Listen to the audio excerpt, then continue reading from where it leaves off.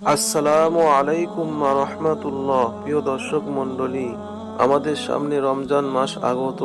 আর এই রমজান মাসের অনেক গুরুত্ব এবং ফজিলত, কারণ রাসূল সাল্লাল্লাহু আলাইহি ওয়াসাল্লাম সাহাবাদেরকে রমজান মাস আগমনের সুসংবাদ দিতেন ও রমজানের ফজিলত সম্পর্কে অবগত করতেন, যাতে তারা আগে থেকেই রমজানের গুরুত্ব ও ফজিলত সম্পর্কে অবগত হয়ে রমজানের জন্য প্রস্তুত থাকেন ও এই মোবারক মাসে কোনো সময় বেকার নষ্ট না করেন।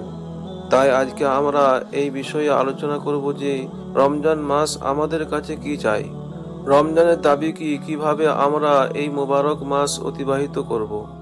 আমরা প্রথমে রমজান মাসের ফজিলত সম্পর্কে একটি হাদিস লক্ষ্য করি। রাসূলুল্লাহ সাল্লাল্লাহু আলাইহি ওয়াসাল্লাম বলেছেন, যখন রমজান মাস আসে তখন জান্নাতের দরজাসমূহ খুলে দেওয়া হয় এবং জাহান্নামের দরজাসমূহ বন্ধ করে দেওয়া হয়, আর শয়তানদেরকে শিকল দিয়ে বেঁধে দেওয়া হয়। এই হাদিসটি সহিহ বুখারীর 3277 নম্বর হাদিস।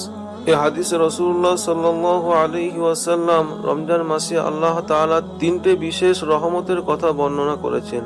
প্রথম রহমত, এ মাসে জান্নাতের দরজা খুলে দেওয়া হয়। অন্য এক হাদিসে আছে আসমানের দরজাও খুলে দেওয়া হয়।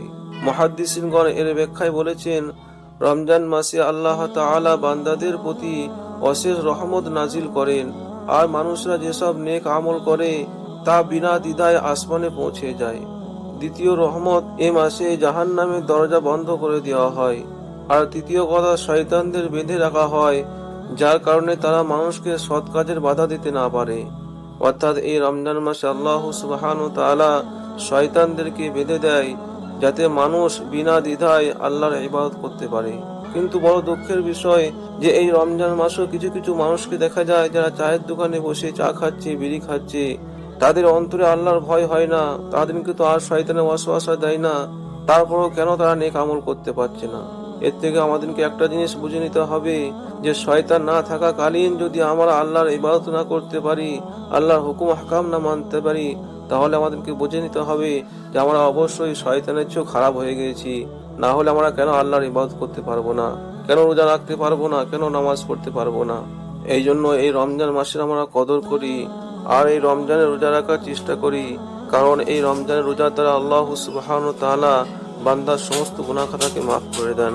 এই জন্য পরিশেষে আল্লাহ সুবহানাহু ওয়া তাআলার কাছে দোয়া করি যে আল্লাহ সুবহানাহু ওয়া তাআলা আমাদের রমজানের পুরো রোজা রাখার তৌফিক দান করেন। আমিন।